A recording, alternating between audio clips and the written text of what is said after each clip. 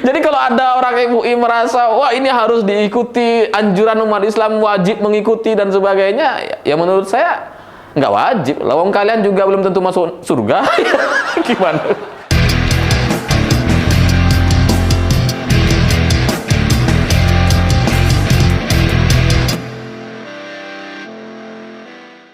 Selamat malam semuanya. Hari ini MUI kembali bikin gara-gara. Maksudnya bikin fatwa. Ya meskipun fatwa-fatwa MUI itu selalu jadi gara-gara gitu ya, selalu jadi masalah gitu ya. Seperti misalkan fatwa Ahok menistakan agama, itu jadi masalah gitu ya. Nah, sekarang gitu ya muncul fatwa baru yang pada intinya MUI itu melarang salam lintas agama ataupun ucapan hari raya umat beragama yang lain. Supaya lebih jelas saya bacakan detail fikih salam lintas agama. 1. Penggabungan ajaran berbagai agama termasuk pengucapan salam dengan menyertakan salam berbagai agama dengan alasan toleransi dan atau moderasi beragama bukanlah makna toleransi yang dibenarkan. 2. Dalam Islam, pengucapan salam merupakan doa bersifat ubudiyah. Karenanya harus mengikuti ketentuan syariat Islam dan tidak boleh dicampur adukkan dengan ucapan salam dari agama lain. Ya sebenarnya ini kan sudah terjadi bertahun-tahun dilakukan oleh semua tokoh ataupun pejabat kita gitu ya. Kemudian ketiga, pengucapan salam yang berdimensi doa khusus agama lain oleh umat Islam hukumnya haram. Haram. 4. Pengucapan salam dengan cara menyertakan salam berbagai agama bukan merupakan implementasi dari toleransi dan atau moderasi beragama yang dibenarkan. 5. Dalam forum yang terdiri atas umat Islam dan umat beragama lain, umat Islam dibolehkan mengucapkan salam dengan Assalamualaikum dan atau salam nasional atau salam lainnya yang tidak mencampur adukan dengan salam doa agama lain seperti selamat pagi. Seperti selamat malam gitu ya, seperti konten-konten saya. Tapi itu kan konten saya udah sejak 3 tahun yang lalu sebelum ada fatwa MUI. Lalu ada juga di berita yang lain gitu ya, pada intinya MUI juga mengharamkan atau tidak membolehkan umat Islam untuk mengucapkan selamat hari raya kepada agama lain, karena itu bagian dari nomor ketiga tadi gitu ya, yang pengucapan salam yang berdimensi doa khusus agama lain seperti selamat Natal, salam damai, damai Natal menyertai dan sebagainya, itu kan berdimensi doa gitu ya, dan itu kemudian diharamkan oleh MUI karena dalam Islam katanya salam adalah doa ya. Sehingga yang namanya doa itu kalau kemudian diucapkan oleh umat Islam gitu ya, padahal doanya doa umat Kristen, itu kemudian mencampur adukkan keyakinan atau agama. Keyakinan agama. Ya memang gitu ya, setahu saya memang yang namanya doa, salam itu doa. Tapi ya nggak cuma salam, semua ibadah kita itu adalah bagian dari doa gitu ya. Dan bahwa kemudian mengucapkan salam atau doa dari umat beragama lain kemudian dianggap mencampur adukkan, ini nampaknya yang tidak bisa saya benarkan gitu, atau tidak bisa saya terima sebagai sebuah pendapat atau hasil ijtima gitu ya. Karena ya boleh dong saya punya pendapat gitu kan. Ya karena yang namanya orang nyapa gitu ya dengan bahasa, dengan salam, itu kemudian tidak membuat kita menjadi mereka, tidak kemudian membuat kita jadi beragama atau meyakini agama mereka. Sama seperti ketika kita mengucapkan good morning misalkan, apakah kita otomatis menjadi orang Inggris? Enggak. Kita tetap sebagai orang Indonesia, KTP-nya ya KTP Indonesia, tidak otomatis menjadi warga negara Inggris atau Amerika misalkan gitu ya. Ketika menggunakan bahasa-bahasa mereka, sama seperti agama juga menurut saya. Ketika mengucapkan salam atau bahasa atau kalimat-kalimat yang ada dalam keyakinan agama lain, itu tidak kemudian otomatis membuat kita menjadi bagian dari mereka atau mencampur adukkan agama kita dengan agama mereka.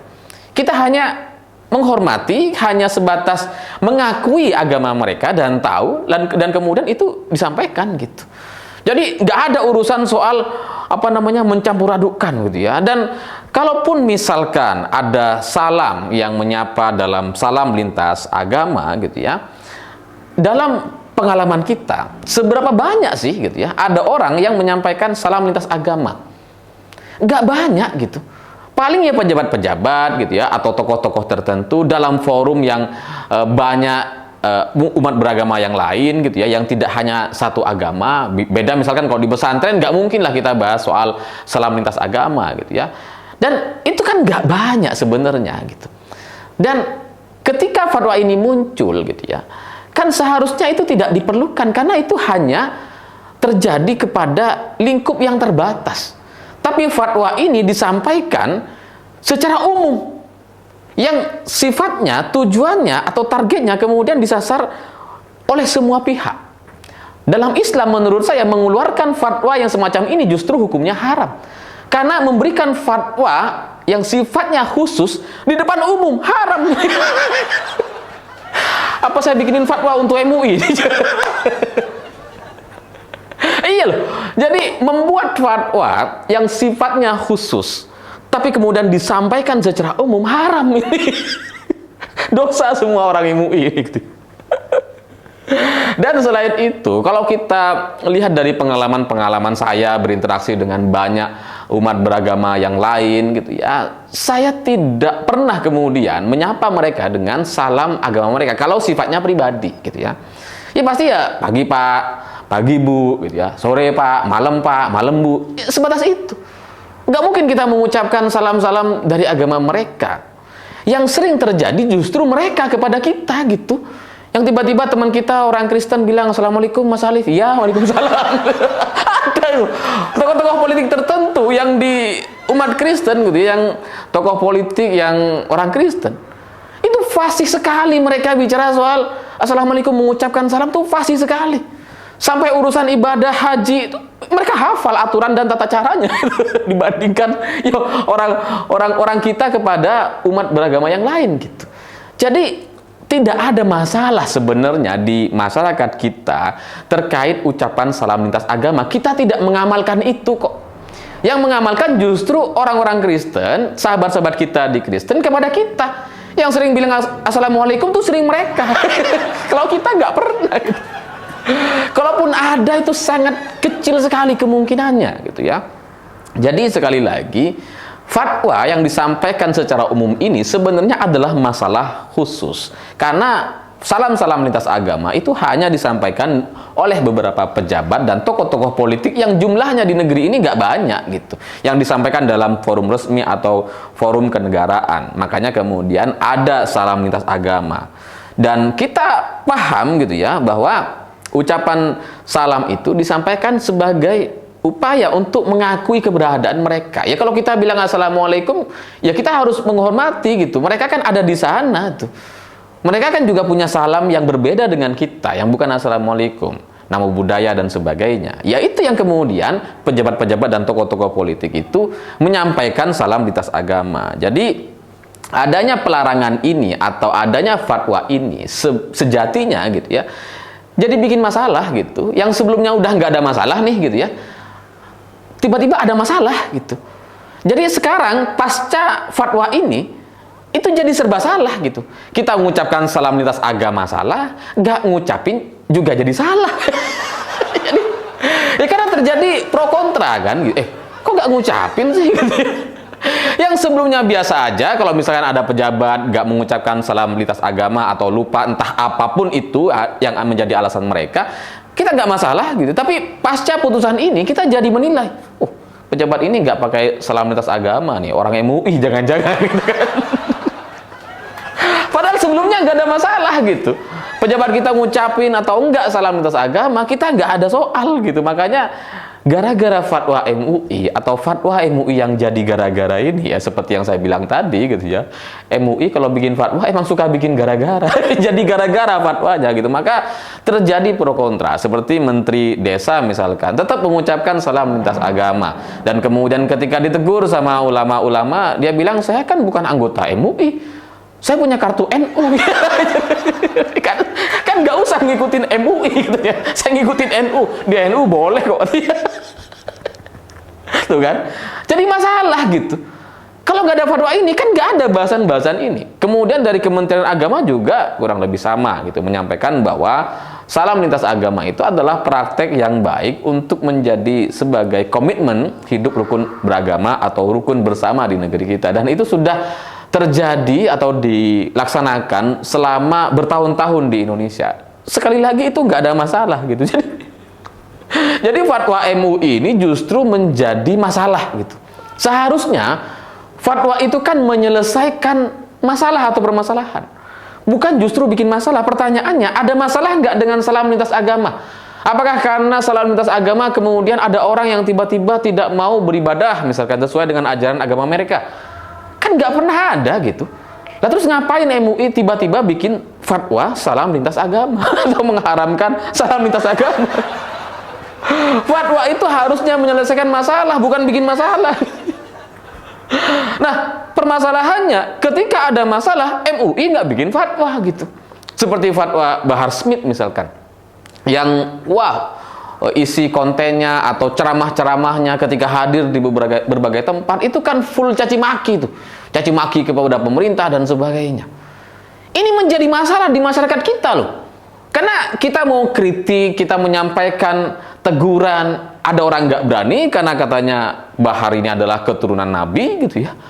Terus kemudian ada orang juga seperti saya yang juga menyampaikan kritik dan kemudian ditegur sama orang-orang lain. Meskipun dia itu caci maki kayak gitu, dia keturunan Nabi loh. Ini masalah nih. Nah, kenapa ini tidak dibahas sama MUI? Kenapa MUI tidak kemudian membuat fatwa untuk membahas soal orang-orang yang merasa mengaku keturunan Nabi dan isi ceramah dan dakwahnya itu full caci maki? Kenapa nggak ada fatwa soal itu? Kenapa malah bikin fatwa yang nggak kita permasalahkan selama ini? Aneh gitu.